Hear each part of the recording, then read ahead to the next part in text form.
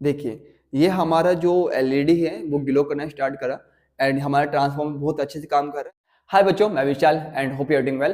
तो आज के इस क्लास में हम डिस्कस करने वाले हैं 12th क्लास का एक काफी इंपॉर्टेंट टॉपिक एंड ये हमारे पास एक मॉडल है एंड उस मॉडल से मैं आपको समझाने की कोशिश करूंगा। तो यहाँ पर हमने आज पढ़ना है रेक्टिफायर। तो रेक्टिफायर आपके दो टाइप के होते हैं। तो रेक्टिफायर का बेस क्या होता है, ये क्या होता है कि वो एसी को चेंज करता है डीसी में। तो एसी के बाद दो साइकिल होती है, एक आपका पॉजिटिव हाफ और एक आपका नेगेटिव हाफ। अगर वो केवल पॉजिटिव हाफ को या कह सकते हैं कि किसी भी एक हाफ साइकिल को कन्वर्ट करे किसमें डीसी में, तो वो तो होता है हमारा हाफ वेव रेक्टिफायर। अगर आपका डायोड दोनों साइकिल्स को, वो प्लस और माइनस दोनों साइकिल को क्या करे, रेक्टिफाई करे किसमें, डीसी में, तो वो आपका क्या होता है, फुल वेव रेक्टिफायर। अब एसी और डीसी में फर्क क्या है, देखिए एसी में क्या होता है वो लगातार फ्लक्चुएट होती है और इसमें आपके पास पॉजिटिव और नेगेटिव साइकिल आपको मिलती है। ओके, जो टाइम के साथ मतलब एक इक्वल इंटरवल के बाद अपने आप को रिपीट करता है वहां पर। तो यहाँ पे देखिए एसी में क्या होता है कि इस तरह की साइकिल आपको मिलती है, पहले पॉजिटिव फिर नेगेटिव, देन उसके बाद पॉजिटिव फिर नेगेटिव, तो वो कंटिन्यू रिपीट होती रहती है। और डीसी में क्या होता है, केवल और केवल आपको एक स्ट्रेट लाइन वहां पे मिलेगा, दैट्स मीन वहां पर टाइम के साथ जो करंट है वो चेंज नहीं होता। एग्जाम्पल के तौर पर आपका फोन, अगर आपका फोन 100% है वो तब भी काम इक्वल एफिशिएंसी से करता है। अगर आपका फोन 2% है तो तब भी वो एक मतलब इक्वल एफिशिएंसी से काम करता है। जब वो बिल्कुल डेड हो जाता है तो वो बिल्कुल चलना बंद हो जाता है। तो ये होता है डीसी। तो यहाँ पर मेरे पास जो इस टाइम मॉडल है ये है आपका रेक्टिफायर, जो कि आपका फुल वेव रेक्टिफायर है। तो फुल वेव रेक्टिफायर में देखिए सबसे पहला जो कंपोनेंट है वो आपका है ट्रांसफार्मर। तो ट्रांसफार्मर भी आपके दो तरह के होते हैं। अब ट्रांसफार्मर का काम क्या होता है, ट्रांसफार्मर का काम होता है कि जो आपके पास एनर्जी है, जो एसी एनर्जी है उसको चेंज करना, या तो उसको हाई से लो में चेंज करना, या लो से हाई में चेंज करना। ओके, तो ये डिपेंड करता है। ये देखिए यहाँ पर दो आपके पास कॉइल होते हैं, एक को बोलते हैं प्राइमरी कॉइल और एक को बोलते हैं सेकेंडरी कॉइल। अगर प्राइमरी कॉइल में नंबर ऑफ टर्न कम है और सेकेंडरी कॉइल में नंबर ऑफ टर्न ज्यादा है तो उसको हम बोलते हैं स्टेप अप। तो स्टेप अप का काम क्या होता है कि ये लो एनर्जी को चेंज करता है हाई एनर्जी में, दैट्स वाई इसको बोलते हैं स्टेप अप, मतलब इसने अप कर दिया एनर्जी को। ओके, तो लेट अस सपोज अगर यहाँ पर आप इसको 110 एसी दे वोल्टेज दे रहे हो एसी का, तो ये आपको 220 वोल्ट दे सकता है एसी का। ओके, मतलब 110 को चेंज क्या में कर देना 220 में। तो इस तरह से आपका जो ट्रांसफार्मर होता है स्टेप अप ये काम करता है। जो स्टेप डाउन होता है, स्टेप डाउन में थोड़ा उल्टा होता है कि जो प्राइमरी कॉइल होती है उसमें नंबर ऑफ टर्न आपका ज्यादा होगी और जो सेकेंडरी कॉइल है उसमें नंबर ऑफ टर्न कम होगी। तो यहाँ पर क्या करता है, स्टेप डाउन की जो हाई एनर्जी है एसी की उसको चेंज करता है लो एनर्जी में।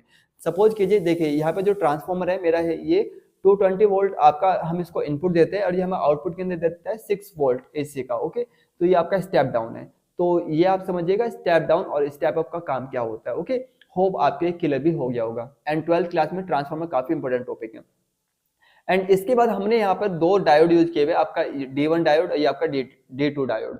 अब देखिए आपका जो रेक्टिफायर है, रेक्टिफायर दो तरह के होते हैं, एक आपको हाफ साइकिल कन्वर्ट करे, एक आपका फुल साइकिल कन्वर्ट करे। एंड जिसको हम उसी के बेस पर नाम देते हैं हाफ वेव रेक्टिफायर, जो हाफ वेव को रेक्टिफाई कर रहा, और एक आपका फुल वेव जो दोनों वेव्स को क्या कर रहा है, रेक्टिफाई कर रहा, प्लस को भी और माइनस को भी। ओके, तो आपका जो फुल वेव रेक्टिफायर है वो भी दो टाइप के होते हैं। ओके, एक तो आपका होता है सेंटर टेप और एक होता है ब्रिज।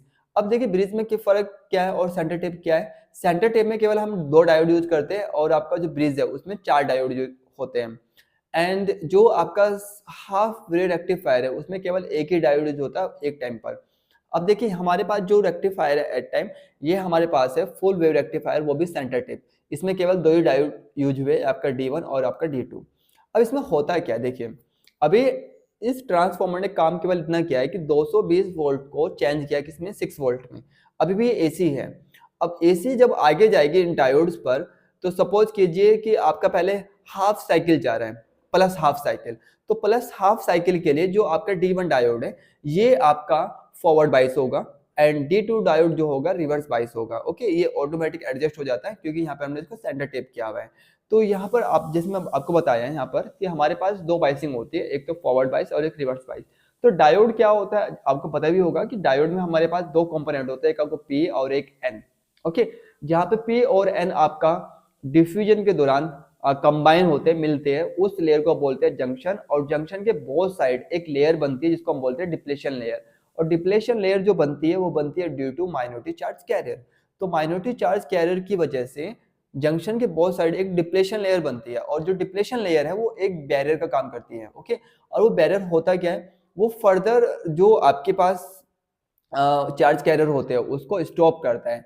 तो आपका जो पोटेंशियल बैरियर है या डिप्लेशन लेयर जितना ज़्यादा होगा, करंट उतनी कम फ्लो होगी, और जितना वो नैरो होगा, छोटा होगा, करंट उतनी ज़्यादा फ्लो होगी।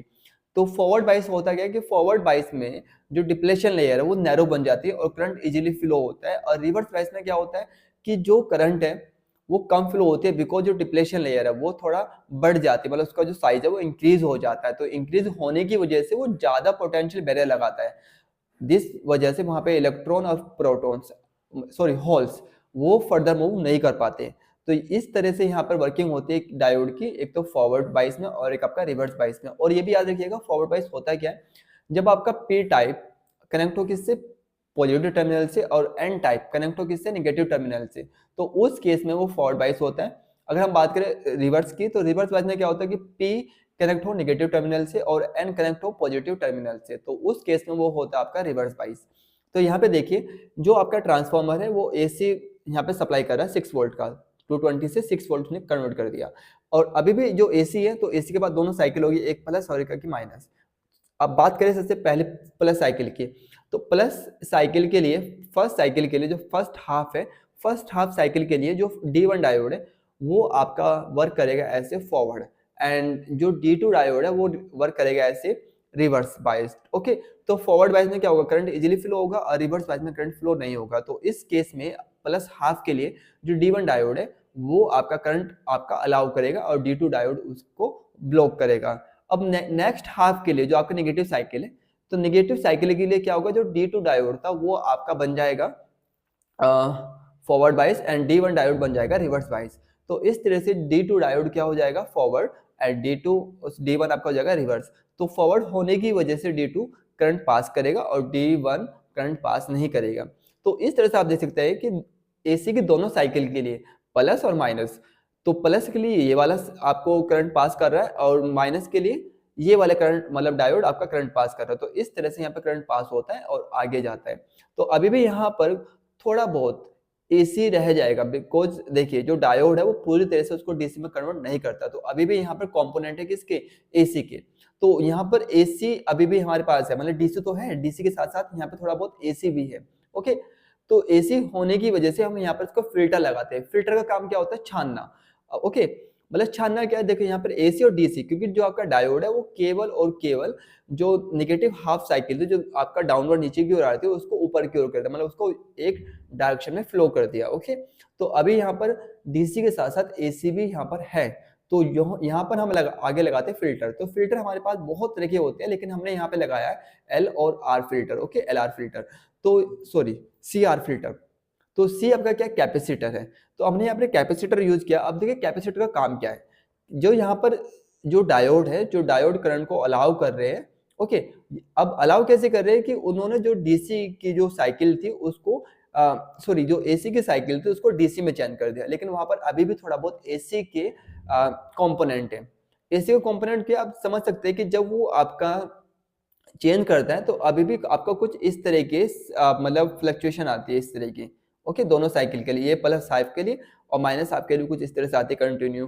तो आप देख सकते हैं करंट पहले ज्यादा हो रहा है फिर कम हो रहा है, तो यहाँ भी क्या फ्लक्चुएशन है। तो ये समझ में आता है कि अभी भी क्या है, इसमें आपका एसी का कंपोनेंट है। अगर खाली डीसी होती है, डीसी के लिए आपका एक स्ट्रेट लाइन मिलती है, जबकि यहाँ पर स्ट्रेट लाइन नहीं मिलती, हमें इस तरह के मतलब फ्लक्चुएशन आपको मिलती है।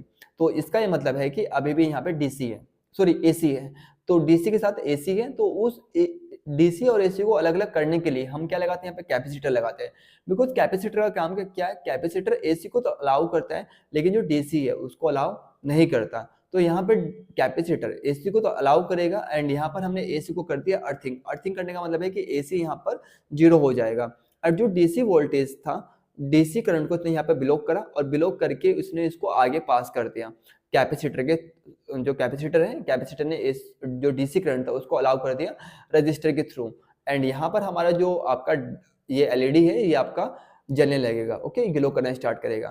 तो ये बहुत सिंपल सा हमारे पास प्रोजेक्ट था जो हमने इसको बनाया, मतलब हमने नहीं, हमारे एक बच्चा है जिसका नाम है दीक्षा, तो उसने ये बनाया था।